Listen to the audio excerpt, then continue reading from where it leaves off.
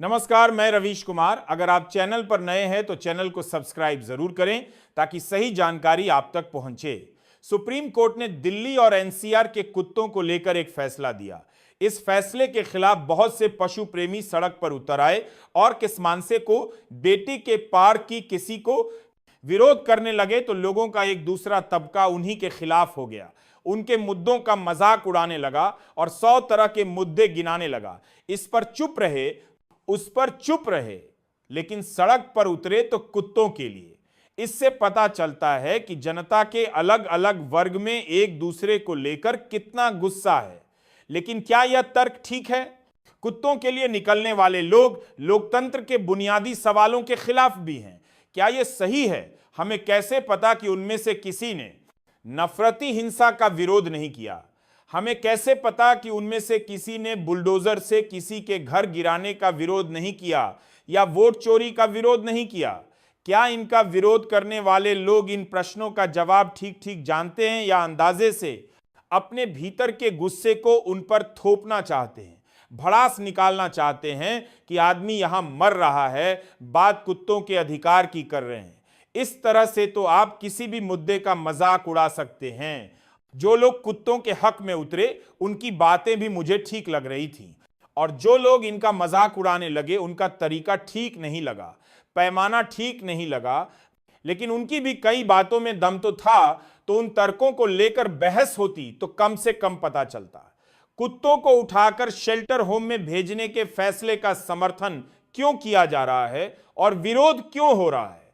एकदम से supreme court के फैसले का विरोध करने वालों के खिलाफ तरह तरह की बातें कही जाने लगी। यह उसी दिन की घटना है जिस दिन विपक्ष के 300 सांसदों ने दिल्ली में वोट चोरी को लेकर चुनाव आयोग के मुख्यालय तक मार्च करने की योजना बनाई। और संचार के लिए आप देखते हैं कि सादारत दिल्ली है। दिल्ली के बारे के गारा गरने के लिए उन्हें हिरासत में ले लिया गया। अब इस बात को लेकर बेजुबान कुत्तों को लेकर सड़क पर उतरे लोगों का मजाक उड़ाया जाने लगा कि वोट के अधिकार के लिए सड़क पर नहीं आए, कुत्तों के लिए सड़क पर आए। एक बार सोचकर देखिएगा, इस आलोचना में क्या बहुत दम बना रहे हैं। दोनों ने दूरा बेसप्ता बना रहे हैं कि दोनों ने दूरा है। सबसे पहले यह याद रखिए कि सांसदों का मार्च केवल सांसदों का था। सांसदों ने दिल्ली की जनता से कोई अपील नहीं की थी। दूसरा, कुत्तों के लिए प्रदर्शन कर रहे हैं, इसीलिए उनके क्लास और उनके सवाल का मजाक नहीं उड़ाना चाहिए।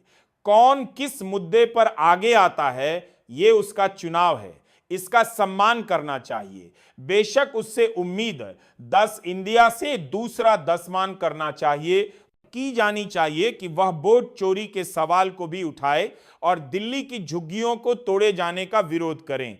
अपने घरों में काम करने वाले लोगों को मुसलमान, बंगाली या बांग्लादेशी के नाम पर भगाने का भी विरोध करें।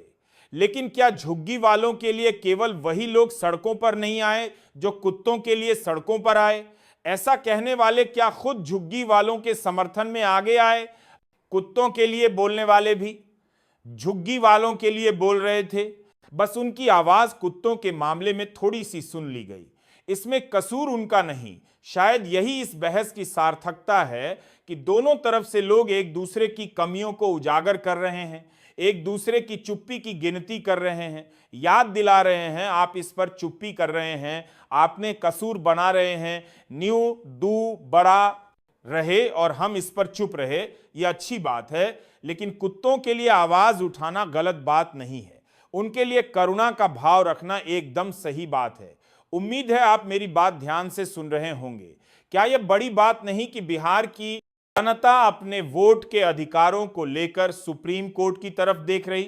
2 महीने से सुनवाई चल रही है। हर सुनवाई में कमोबेश सेम सवालों के आसपास चर्चा घूम जाती है। लाखों लोगों के वोट का अधिकार खतरे में है।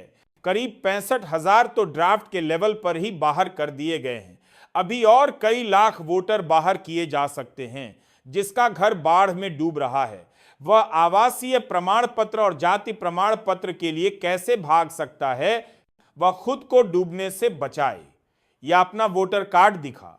लेकिन क्या यह अच्छी बात नहीं है कि इसी दिल्ली में योगेंद्र यादव, वृंदा ग्रोवर, कपिल सिब्बल, प्रशांत भूषण, अभिषेक, मन्नू सिंघवी सिद्धार्थ सिंह जैसे वकील हैं जो 1600 किलोमीटर दूर के इन गरीब मतदाताओं के अधिकार के लिए लड़ रहे हैं। बिहार की 2,50,00,000 आबादी महीने का 6,000 भी नहीं कमा पाती, बहुत करीब है, पूरी तरह साक्षर भी नहीं।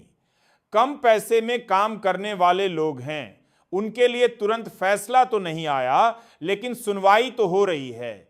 बेशक आप सुप्रीम कोर्ट से यह शिकायत कर सकते हैं, लेकिन इसे खारिज नहीं कर सकते कि सुप्रीम कोर्ट ने इतनी जल्दी कुत्ता प्रेमियों की बातों को सुना और अपने ही 2 जजों की बेंच के फैसले को 3 जजों की बेंच के सामने भेज दिया और 24 घंटे के भीतर सुनवाई तय कर दी। क्या यह खुशी की बात नहीं कि हमारी राजधानी बिहार चुनाव जैसे जैसे नजदीक आ रहे हैं, राजनीति में हलचल तेज होती जा रही है। आज की सबसे बड़ी खबर औटी राहुल गांधी का वोट अधिकार यात्रा।